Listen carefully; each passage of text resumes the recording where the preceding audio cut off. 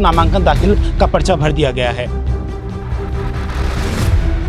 शिक्षा पढ़ने बच्चे यहाँ पे नेतागिरी करने थोड़ी आए हैं, ठीक है, यहाँ पे पढ़ने ही आए हैं सारे बच्चे। तो शिक्षा तो प्रमुख मुद्दा है, एबीवीपी भी हो या एनएसवाई भी हो, कोई भी हो। मैं उन सबसे भी अपील करूंगी कि भाई एक फ्रेंडली कंपटीशन होना चाहिए, तभी यूनिवर्सिटी को एक बेटर लीडर मिलता है।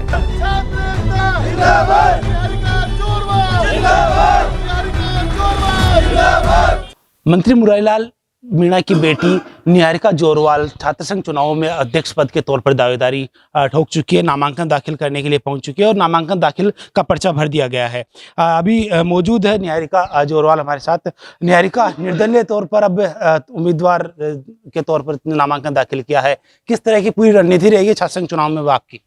छात्र संघ चुनाव में भी जो पहले रणनीति चल रही थी वही रणनीति रहेगी कि छात्र हित के ऊपर बात करनी है हमको, ना किसी मतलब ऊपर किसी भी जो छात्र हित के अलावा जो भी मुद्दे हों उन सबको हमको नेगलेक्ट रखना है, और जो भी है एक्चुअली धरातल पे छात्रों के हित में, छात्र शक्ति के हित में जो भी काम होगा हम उसी पे जो पहले जो प्रोसेस था हमारा वही चलता रहेगा। एनएसए से टिकट कटने के बाद में कहा जा रहा था कि कहीं ना कहीं निहारिका जोरवाल को महासचिव पद पर एनएसए ला सकती है, फिर आगे भी समय है अभी तो उसको रोक सकती है, लेकिन आपने निर्दलीय तौर पर अब नामांकन दाखिल किया है, किस तरह से और क्या कहना है आपका इसको? देखिए, हाँ, बातें अफवाह उड़ने को तो देखो बहुत उड़ती हैं, वो बात नहीं है। और रही बात उसकी, तो मैं अकेली कोई नहीं होती हूँ। मेरा फैसला मेरे खुद इस छात्र राजनीति में फैसला लेने के लिए जो मेरे साथ के भाई बहन है ना, सारे सहपाठी जो साथ में हैं, और जो इतनी अच्छी लोकेंद्र भैया जैसे मेरे पास इतनी मजबूत छात्र शक्ति है, ये लोग जो फैसला लेते हैं मेरा देखो वही सर्वश्रेष्ठ होता है। आप ही बताइए, मैं अकेले हूँ, मैं एक चेहरा हूँ, मैं अकेला इंसान कहीं सक्षम नहीं होता है। ये जो भी हूँ मैं, इन सब की वजह से भैया ये सब जो मजबूती से खड़े, सर्व समाज की ताकत जो मेरे साथ खड़ी है, वो जो फैसला लेगी वही मेरा फैसला होगा। पहली बार देखने को मिल रहा है कि दो छात्राएं अध्यक्ष पद के लिए दावेदारी कर रही है, एक तो एनएसए की जो प्रत्याशी रितु बराला और एक आप। किस तरह से देखते हो और अपने आप को किस तरह से मजबूती के साथ में चुनावी मैदान में साबित करने के लिए तैयार हो?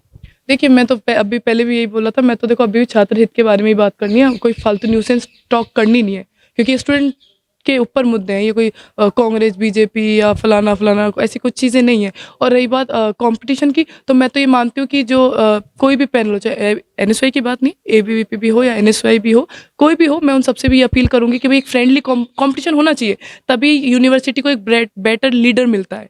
पर हो कि ये कंपटीशन जो एक फ्रेंडली बेस पे हो, इसको पर्सनल रंजिश के तौर पे या पर्सनल तौर पे नहीं ले, कि ये ना होना चाहिए कि भाई चुनाव हार जीत चलती रहती है, तो चुनाव जीतता एक ही इंसान है, बड़ी बात नहीं है, टिकट भी एक इंसान को मिलता है, फिर वो अपने खुद का सक्षम के ऊपर फैसला होता है। पर मैं बोल रही हूँ 26 तारीख के मतदान के बाद वो जो व्यवहार है, उठ बैठ है, वो 27 तक वो सब नॉर्मल हो जाना चाहिए। ऐसा नहीं कि आपकी किसी छात्र राजनीति की वजह से आप मतभेद हो गए हों या फिर दरारें पड़ गई, ऐसा नहीं होना चाहिए। निहारिका, आप कह रहे हो कि छात्र स्टूडेंट के हितों के लिए और उनके तौर पर ही हम चुनाव लड़ रहे हो, किस तरह के प्रमुख मुद्दों को लेकर आप स्टूडेंट के सामने जाओगे और वोट की अपील करोगे?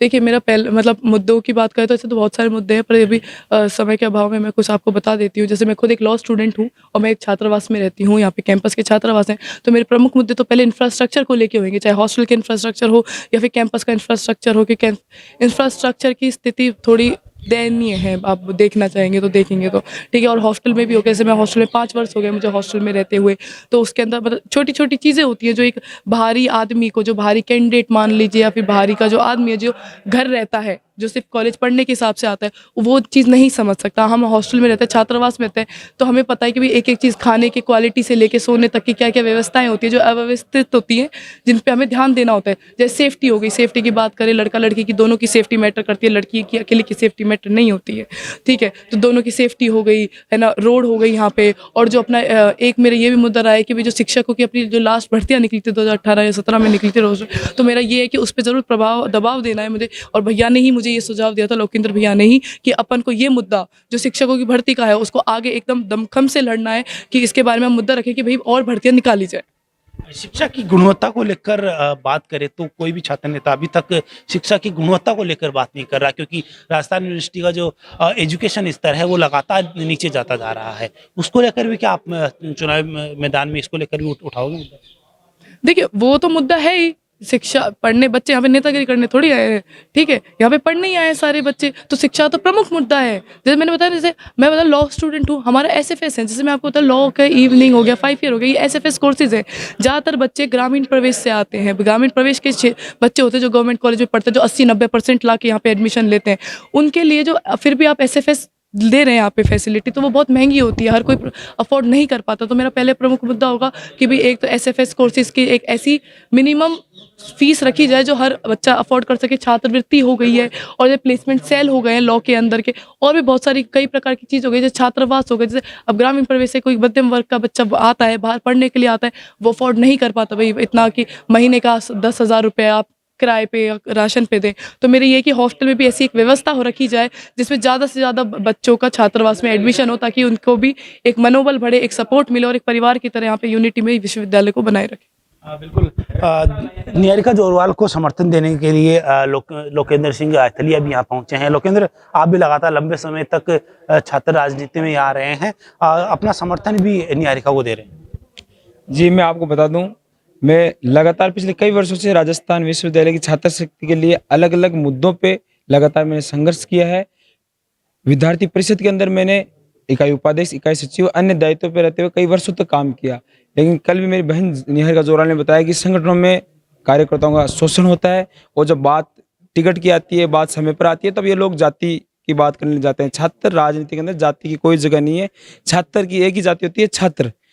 तो मैं यही कहूँगा कि सभी छात्रों को शिक्षा की बात करनी चाहिए, मुद्दों की बात करनी चाहिए, शिक्षा का स्तर सुधारे कैसे उस पर बात करनी चाहिए, और सारे जो उनको निःशुल्क शिक्षा मिले, उनकी फीस कम हो, उनके सारी फैसिलिटीज मिले, इन पे बात होनी चाहिए। और अपना समर्थन पुरजोर तरीके से अब देखिए, मैं पूरी ताकत, पूरी तन मन और पूरी मजबूती के साथ बहन निहारिका के साथ हूँ। बहन निहारिका से मेरी हमेशा बातचीत होती रहती थी। हमने मुद्दों की लड़ाई लड़ी है। राजस्थान में जातिवाद एक जहर की तरह फैल रहा है। हमारा उद्देश्य है कि पूरे प्रदेश के अंदर हम जातिवाद को खत्म करें, और बहन निहारिका मंत्री की बेटी के तौर पे उसको बहन निहारिका को नहीं देखा जाना चाहिए। कोई भी व्यक्ति किसी जाति, धर्म या किसी घर में पैदा होता है, अमीर, गरीब या दलित, पीड़ित या किसी भी वर्ग के अंदर कोई भी व्यक्ति जन्म लेता है, उसको जाति या उसके बैकग्राउंड के हिसाब से उसको नहीं देखा जाना चाहिए। निहारिका जोरवाल राजस्थान विश्वविद्यालय एक छात्र है, जो राजस्थान विश्वविद्यालय की छात्र शक्ति के लिए कुछ ना कुछ करना चाहती है, और निहारिका जोरवाल को मैंने मुद्दों पे समर्थन दिया है। हम पूरी ताकत के साथ बहन निहारिका को जिताएंगे और मुद्दों की बात करेंगे। हमारे छात्र शिक्षा निःशुल्क हमारा प्रमुख मुद्दा है। उसके अलावा प्रवेश परीक्षा और परिणाम के हम काम करेंगे। तो ये थे लोकेंद्र सिंह रायथलिया और निहारिका जोरवाल, जिनका कहना है कि मुद्दों के आधार पर और स्टूडेंट्स के हितों को लेकर अब चुनावी मैदान में उतरेंगे। अगर आपको ये वीडियो पसंद आई हो तो हमारे चैनल को लाइक, शेयर एंड सब्सक्राइब करें, और बेल आइकन दबाना ना भूलें, ताकि आपको लेटेस्ट अपडेट मिलती रहे।